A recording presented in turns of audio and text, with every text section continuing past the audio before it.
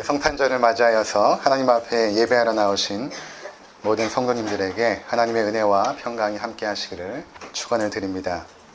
성탄은 하나님께서 인간이 되셔서 이 땅에 오신 것입니다. 오늘 우리가 살펴볼 것은 아주 기본적이고 그러면서도 너무나 중요한 그런 내용들입니다. 우리가 이미 다 알고 있지만 왜 하나님이 이 땅에 인간이 되셔서 오셔야 되는가에 대한 부분들, 그리고 그것이 우리에게는 어떠한 은혜가 되는가에 대해서 우리가 살펴보도록 하겠습니다. 첫 번째로 하나님께서 왜 인간이 되셔서 이 땅에 오셨는가 하는 것입니다. 주일학교 친구들도 한번 생각해 보세요. 준열이도 생각해 보고 준우와 준영이도 한번 생각해 보세요. 하나님이 왜 인간이 되셔서 이 땅에 오셨을까? 그것은 바로 우리의 죄의 문제를 해결하기 위함입니다. 인간의 죄의 문제를 해결하기 위해서 하나님께서 인간이 되셔서 이 땅에 오신 것입니다. 창세기 3장 이후에 아담과 하와의 범죄로 말미암아 우리 모든 인간은 죄악의 상태에 있는 것입니다. 그 영향 아래 살고 있습니다. 그래서 태어나면서부터 죄인으로 태어나게 되고 죄인으로 살다가 죄인으로 죽게 됩니다. 우리가 이렇게 죄를 지어서 죄인이 아니라 우리 주일학교 친구들이 내가 나쁜 생각을 하지 말아야지 라고 마음을 먹어도 나쁜 생각이 들어요. 거짓말하지 말아야지 라고 생각해도 거짓말을 하게 되고, 그것은 그런 죄를 지어서 죄인이 아니라 이미 우리가 죄인으로 태어났기 때문에 죄를 지으면서 살 수밖에 없는 그렇게 운명지어진 인생이라는 것입니다. 죄는 하나님과 우리 사이를 분리시켰고 그 결과 죽음이 찾아왔습니다. 우리 인간은 원래 하나님의 생명을 공급받아서 영생하는 존재였으나 그 하나님과 분리되어서 이제는 인간 내부의 자원으로밖에 살 수가 없는 것입니다. 그것은 결국 죽음을 의미하는 것이죠. 여기 이렇게 예쁜 꽃을 우리 권사님 가져오셨지만, 만약 여러분 제가 이것을 뽑아버린다고 생각해 보십시오. 제가 이것을 뽑아버린다고 생각해 보십시오. 그러면 준우야, 목사님 이거 뽑으면 이 화초는 죽은 거야, 산 거야? 여기 있는 화초를 목사님이 여기서 뿌리채 탁 뽑아버렸어. 그럼 죽은 거야, 산 거야? 죽은 거예요. 네, 죽은 거예요. 죽은 겁니다. 근데 당장에는 죽지 않죠. 당장에는 잎사귀도 있고 열매도 있는 것처럼 보여집니다. 우리도 마찬가지로 하나님으로부터 분리되어서 당장 눈에 보면은 호흡도 하고 살아있는 것 같지만 그것은 이미 죽은 생명인 것입니다. 이미 죽은 생명이에요. 우리가 가지고 있는 그 내재적인 자원으로 살아갈 뿐인 것입니다. 얼마 전 29명의 사망자를 낸 제천 스포츠센터 화재 사건을 접하면서 여러분 어떤 생각이 드십니까? 3년 전에 있었던 세월호 사건은 또 어떤가요? 2003년도 2월 달에 대구에서 끔찍한 지하철 화재 사건이 있었습니다. 1995년 삼풍백화점 붕괴 사건이 있었습니다. 그 현장들에 우리가 다 목격하였고 그 사건을 보고 압니다. 그 속에서 죽어간 사람들은 평범한 삶을 살고 있었어요. 어떤 사람은 친구를 만나기 위해서 백화점에 갔고, 또 어떤 사람은 학원에 가기 위해서 지하철을 탔을 것입니다. 아기를 데리고 시장에 가는 어머니도 있었을 것이고, 선물을 사러 백화점에 간 아버지도 있었을 것입니다. 가족들과 함께 처음으로 가족 여행으로 제주도를 향하고 있었던 사람도 있었을 것입니다. 친구들과 함께할 추억들을 꿈꾸며 그곳으로 향한 수백 명의 학생들이 있었습니다. 근데 그 중에, 그 많은 사람 중에 그 누가 자신의 앞에 놓여있는 죽음을 감지할 수 있었겠습니까? 그들은 끔찍한 죽음의 종말을 맞이한 것입니다. 죽음이 그렇게 쉽게 우리 곁에 다가오는 것입니다. 우리의 삶을 덮치는 것입니다. 그런데 문제는 무엇인가 하면 우리가 죽고 끝나는 것이 아니라 죽음 이후에 영원한 심판이 기다리고 있다는 것입니다. 그 심판으로 말미암아 죄인들은 저 영원한 지옥 형벌을 받아야 하는 것입니다. 이것이 우리의 실존이고 현실입니다. 문제는 무엇인가 하면 이러한 인간의 죄의 문제를 해결할 방법이 없다는 데 있습니다. 모든 사람이 죄인이기 때문에. 이렇게 생각하시면 됩니다. 모든 인류가 다 세월호에 타고 있는 것입니다. 모든 사람이 한 사람도 죄 없이 세월호에 타고 있는 것입니다. 모든 사람이 다 그 무너져 내리는 상품 백화점 안에 있는 것입니다. 모든 사람들이 다 스포츠센터 안에서 있는 것입니다. 아무리 노력해도 창문은 깨어지지 않고 아무리 노력해도 그 문은 열리지가 않는, 불타고 있는, 침몰하고 있는 그 배 안에, 그 빌딩에 모든 인류가 있는 것입니다. 근데 누가 우리를 구원할 수 있겠습니까? 그 중에 누가 우리를 구원할 수 있겠어요? 그 중에 조금 수영 잘하는 사람이 우리를 살려낼 수 있을까요? 그 침몰하는 배 안에 있는 그 사람은 그 누구도 살려낼 수 없습니다. 모든 인류가 침몰하고 있기 때문입니다. 성경은 이렇게 말합니다. 모든 사람이 죄를 범하였음에 하나님의 영광에 이르지 못하더니. 우리가 아무리 깨고 부수려고 해도 그 죄의 장벽은 너무나 단단해서 깰 수가 없는 것입니다. 그저 그렇게 죽어가는 것이 우리의 인생인 것입니다. 그러니까 여러분, 우리 인간에게는 아무런 소망이 없어요. 조금 이 땅에서 잘 먹고 잘 살고 편안하게 산다는 것이 무슨 큰 의미가 있겠습니까? 죽고 영원한 형벌을 맞이하게 되는 것입니다. 그러기에 우리에게는 구원자가 필요한 것입니다. 거기서부터 꺼내줄, 그 영원한 죄의 형벌로부터 꺼내줄 구원자가 필요한 것이죠. 그런데 모든 인간이 죄인이기 때문에 우리 중 누구도 우리를 구원할 존재가 없다라는 것입니다. 그 구원자는 반드시 인간 세상 바깥에서부터 와야 되는 것이죠. 하나님께서 그러한 인류 가운데, 그렇게 죄 가운데 죽어가는 그 인류 가운데 자신의 사랑하는 백성을 구원하기를 작정하시고 기뻐하셨습니다. 그들을 너무나 사랑하신 거예요. 근데 그들을 어떻게 과연 구원할 수 있을까요? 하나님께서 스스로 인간이 되시기로 작정하신 것입니다. 인간이 되어서 그 인간이 담당해야 될 그 모든 죄의 진노를 대신 담당하시기로 작정하신 것입니다. 그래서 2000년 전에 이 땅에 아기 예수로 탄생하신 것입니다. 그래서 우리가 함께 읽은 마태복음 1장 21절 우리 함께 읽어보도록 하겠습니다. 마태복음 1장 21절입니다. 우리 다 같이 읽겠습니다. 아들을 낳으리니 이름을 예수라 하라. 이는 그가 자기 백성을 그들의 죄에서 구원할 자이심이니라 하니라. 천사가 요셉에게 나타나서 이 아기는 자기의 백성을 저들의 죄에서 구원할 자다, 이렇게 말씀하고 있는 것입니다. 여기 보면 중요한 단어가 있는데 그것은 무엇인가 하면 자기 백성이라는 단어입니다. 자기 백성. 그리고 그 자기 백성을 저들의 죄에서 구원할 자, 그분이 바로 인간이 되신 하나님, 예수님이라는 것입니다. 우리가 분명히 알아야 할 것이 있는데 그것은 무엇인가 하면 하나님은 온 인류를 구원하기 위해서 인간이 되셔서 이 땅에 오신 것이 아닙니다. 하나님은 자기 백성을 구원하기 위해서 오신 것입니다. 이 자기 백성이 누구입니까? 에베소서 1장 4절과 5절에 보면 하나님께서 창세전에 온 우주 만물을 창조하기 전에 해와 별과 달과 또 이 땅과 이 만물에 거하는 모든 동식물을 창조하기 전에 하나님께서 택정하신 자가 있다라고 말합니다. 창세전에 그리스도 안에서 우리를 택하사 우리로 사랑 안에서 그 앞에 거룩하고 흠이 없게 하시려고 그 기쁘신 뜻대로 우리를 예정하사 예수 그리스도로 말미암아 자기의 아들들이 되게 하셨으니, 온 우주 만물이 창조되기 전에 하나님의 그 뜻과 계획 가운데서는 자기의 백성이 있었다라는 것입니다. 내가 구원할 내 백성, 그들이 있었다라는 것입니다. 그들을 구원하기 위해서 예수님께서 이 땅에 오신 것입니다. 요한복음 13장 1절에 보면 이렇게 말합니다. 유월절 전에 예수께서 자기가 세상을 떠나 아버지께로 돌아가실 때가 이른 줄 아시고 세상에 있는 자기 사람들을 사랑하시되 끝까지 사랑하시니라. 자기 사람들이 있다는 것입니다. 하나님의 자기 백성들. 그래서 그 자기 백성을 위해서 예수님께서 십자가를 지기 전에 겟세마네 동산에서 이렇게 기도하십니다.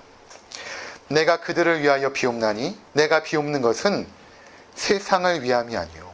저는 이 말씀을 잘 보셔야 됩니다. 내가 지금 아버지 하나님 앞에 기도하는데 내 기도는 온 인류를 위한 것이 아닙니다. 그것이 아니라 내게 주신 자들을 위함이니이다. 그들은 아버지의 것이로소이다. 하나님 아버지께서 자기의 자녀로 택하신 그 자녀들이 아버지의 것이면 또 나의 것인데 내가 그들을 위하여 하나님 이 시간 내가 기도하겠습니다. 라고 지금 예수님께서 말씀하고 있다는 것입니다. 하나님께서 창세전에 택하신 그분의 사랑하는 자녀들을 구원하시기 위해서 하나님께서 인간이 되셔서 이 땅에 오신 것입니다. 그분이 바로 예수님이라는 것입니다. 두 번째로 우리가 생각해 볼 것은 무엇인가 하면 그렇다면 왜 하나님이 인간이 되셔야 되는가? 우리를 구원하시기 위해서 왜 인간이 되셔야 되는가라는 것입니다. 하나님이 전지전능하지 않아요? 그렇죠? 할 수 없는 게 없으신 분이십니다. 말씀으로 만물을 창조하신 분께서 무엇을 못하시겠습니까? 우리의 구원도 그냥 말씀 한마디면 되지 않을까요? 나의 사랑하는 백성들을 내게로 이끌어와라. 이렇게 한마디 말씀만 해도 우리를 구원할 수 있을 텐데 왜 하나님께서 인간이 되어서 이 땅에 오셨는가 하는 것입니다. 무엇 때문에 여자의 몸에서 잉태되셨고 태아기, 유아기, 소년기, 청소년기를 거쳐 성인이 되는 인간의 생존 방식 그대로 사셨는가 하는 것입니다. 우리가 이 부분을 한번 생각해 볼 필요가 있어요. 교회 오래 다니지만 잘 생각하지 않습니다. 왜 하나님께서 인간이 되셨는가? 그것도 제가 이제 둘째 아이 의성이를 키우지만 이제 120일 좀 지난 것 같아요. 하나님께서 이런 아기의 존재로 오셨다는 것입니다. 그래서 어떻게 과연 우리가 이해할 수 있겠습니까? 하나님은 공의로운 분이십니다. 하나님은 공의로우세요. 그래서 공의로우신 하나님은 인간의 죄를 그 다른 어떤 것으로 대신 지불하기를 원하지 않습니다. 인간의 죄를 짐승의 피나 그 다른 어떤 존재로도 치르기를 원치 않으세요. 하나님은 공의롭기 때문에. 공의로우신 하나님은 인간의 죄는 반드시 인간의 피의 대가로 그 인간이 범한 그 모든 죄의 결과는 결국 인간이 짊어지게끔 하신 것이 하나님의 공의입니다. 그것이 하나님의 의로움이라는 것입니다. 그래서 인간 스스로 그 죄값을 감당해야 되는데 모든 인간이 죄인이기 때문에 그 누구도 인간을 구원할 수가 없는 것입니다. 그렇다면 하나님께서 내 백성을 구원해야 되는데 그 구원할 수 있는 유일한 길이 무엇입니까? 하나님이 인간이 되는 길밖에 없는 것입니다. 저는 하나님께서 이 결정을 하셨을 때 성삼위 하나님께서 함께 모이셔서 굉장히 진지하게 상의하셨을 것이라고 생각합니다. 우리의 택함받은 자녀들 우리가 어떻게 구할까? 저들이 죄악 가운데 있는데 어떻게 구할까? 그때 하나님 아버지의 결정과 성삼위 하나님의 결정이 무엇입니까? 그럼 우리가 성자 하나님을 인간이 되게 해서 세상에 보내자 결정하신 것입니다. 그리고 성자 하나님은 그 하나님의 뜻에 순종하신 것입니다. 자, 그래서 하나님의 그 죄에 대한 모든 진노를 인간에게 갚아야 되기 때문에 하나님이 인간이 되어서 이 땅에 오실 때에 성인의 모습으로 오신 것이 아니라 인간의 태어남과 생존 방식 그대로 오신 것입니다.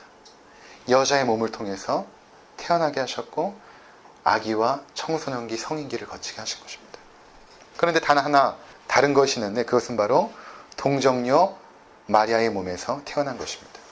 보통 아기가 태어나려면 남자와 여자, 엄마 아빠의 결합을 통해서 아기가 태어나는데 예수님은 요셉과 마리아가 정혼하였으나 관계를 맺기 전에 처녀의 몸으로 태어나신 것입니다. 이것이 왜 중요할까요? 우리 마태복음 1장 20절 한번 먼저 보도록 하겠습니다. 이 일을 생각할 때에 주의 사자가 현몽하 이르되 다윗의 자손 요셉아 내 아내 마리아 데려오기를 무서워하지 말라. 그에게 잉태된 자는 성령으로 된 것이라. 예수님께서 성령으로 잉태된 것은 무엇을 의미하는가 하면 예수님은 인간에게 유전적으로 내려오는 원죄의 영향력을 피하셨다는 것을 의미하는 것입니다.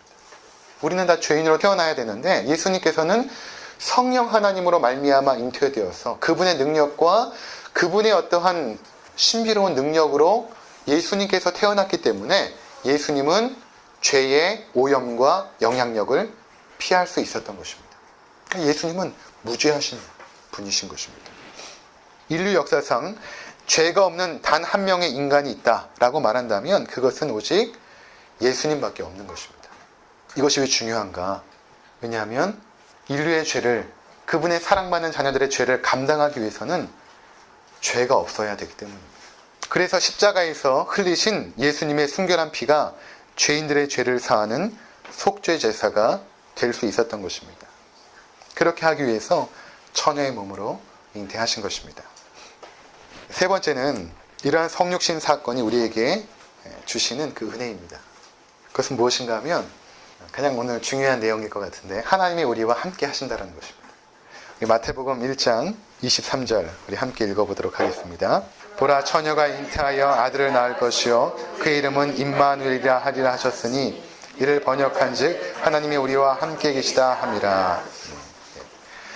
예수님의 태어나심은 이사야의 그 예언의 성취였죠. 앞으로 메시아가 올 것인데 그가 처녀의 몸에서 잉태되어 태어날 것이다. 그 아이의 이름을 예수라고 하라. 그렇게 말하죠. 보라 처녀가 잉태하여 아들을 낳을 것이요 그 이름은 임마누엘이라 하리라 하셨으니 이를 번역한즉 하나님이 우리와 함께 계신다.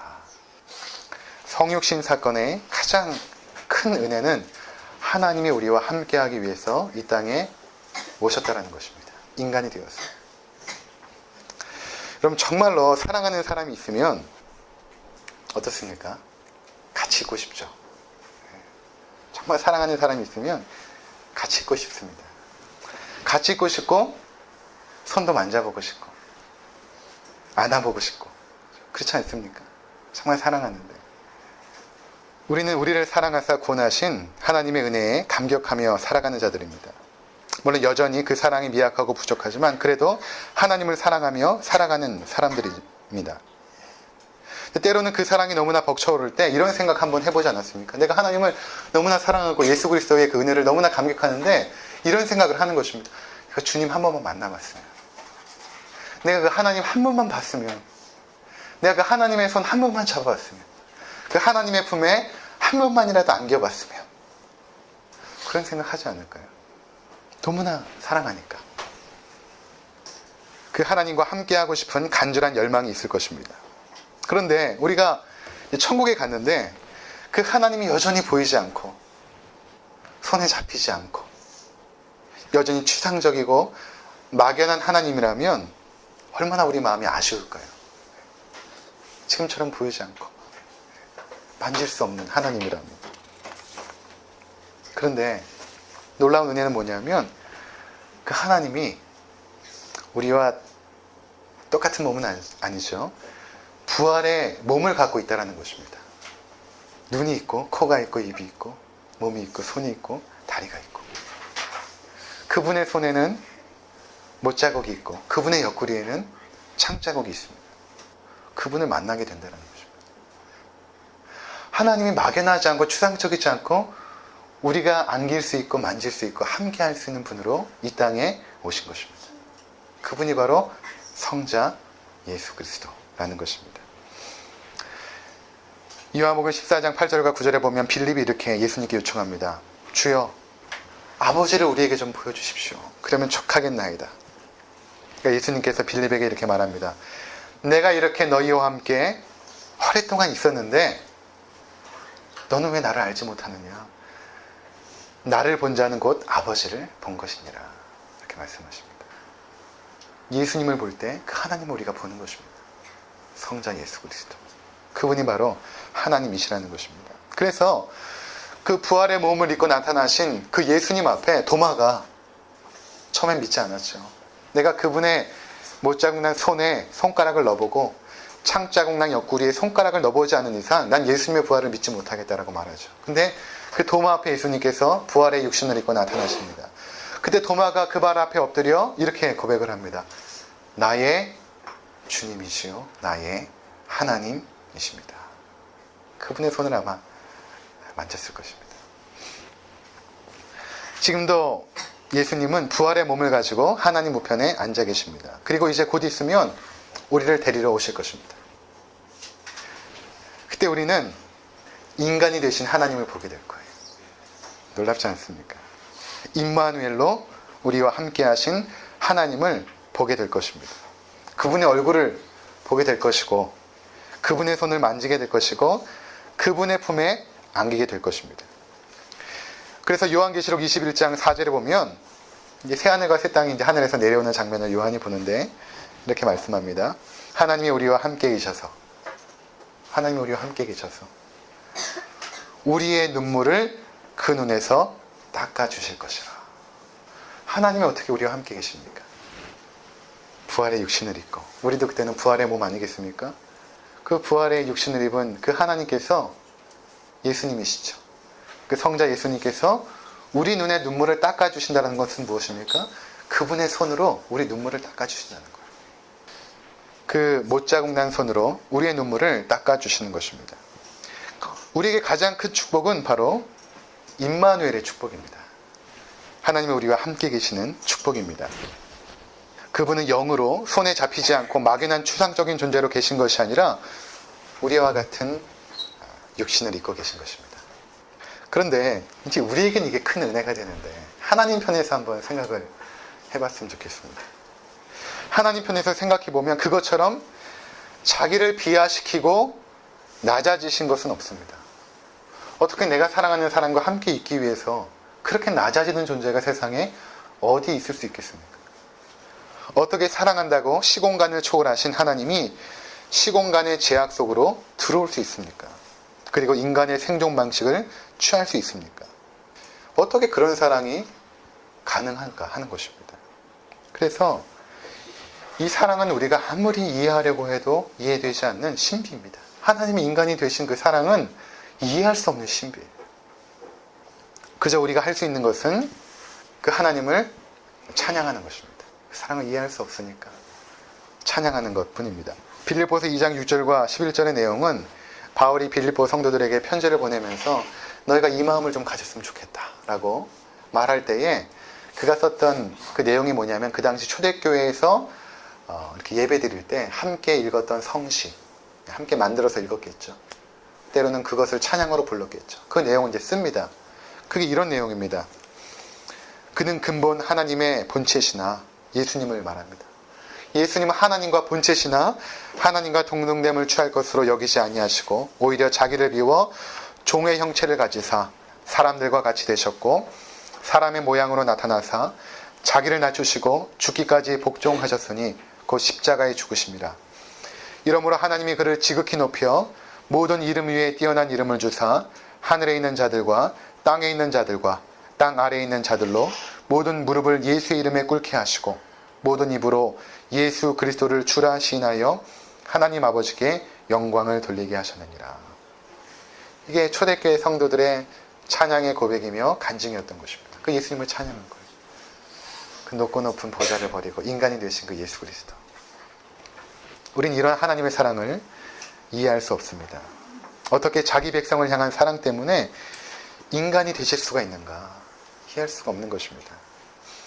어찌 그 사랑하는 이가 받아야 할 죄의 진노를 감당하기 위해서 십자가를 질 수 있으며 어찌 그들의 죄를 사하여 의인으로 삼으사 하나님과 함께 있게 하는지 우리는 도무지 알 수 없는 것입니다. 은혜이고 신비인 것입니다. 여러분, 성경은 인간의 죄가 얼마나 참혹하고 그 결과가 끔찍한지를 우리 가운데 보여줍니다.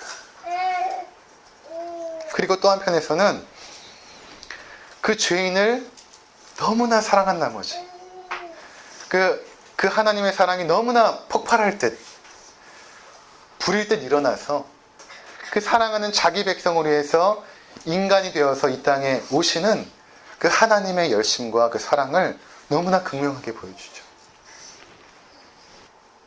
우리는 성경을 통해서 예수님께서 인간이 되어서 이 땅에 오신 것이 얼마나 큰 은혜인지 압니다. 그리고 그분이 우리의 죄를 담당하시고 십자가에 죽으신 것이 얼마나 큰 은혜인 줄 압니다. 그리고 그분이 지금도 부활하셔서 하늘 보좌 우편에서 우리를 위하여 간구하고 계시는 것도 합니다. 근데 여러분, 이 모든 예수 그리스도의 그 은혜의 사건들이 가장 목표로 하는 것이 무엇일까요? 죄사함도 은혜고 그분의 십자가 사건도 은혜고 부활도 은혜입니다. 근데 더 중요한 것이 있습니다. 왜 하나님께서 이렇게 하셨는가 하는 것입니다. 그것은 바로 우리와 함께하고 싶어서입니다. 우리 함께하고 싶어서. 그것이 바로 임마누엘이라는 것입니다. 하나님이 우리와 함께 하고 싶으셔서. 여러분들은 이 시간 부활하신 그 예수 그리스도와 함께 하고 있는 분들입니다. 우리는 인식하지 못하고 인정하지 않을지 몰라도 하나님은 그분의 택한 백성과 함께 하고 있습니다. 그래서 우리가 이 자리에 있는 것입니다. 그리고 그 하나님께서는 우리로 하여금 우리 마음 깊은 곳에서 그 하나님에 대한 뜨거운 사랑과 열정에 반응하여 찬양하는 존재로 삼으시기 원하십니다. 어제도 말씀드렸지만 내가 하나님을 먼저 사랑한 것이 아니라 하나님이 우리를 사랑하셨죠. 먼저 사랑하신 것입니다. 이러한 성육신의 은혜 가운데 예수 그리스도를 영원히 찬양하시고 그분과 동행하시는 삶을 살아가는 우리 모두가 되시기를 주의 이름으로 축원을 드립니다. 기도하겠습니다. 우리 시간 함께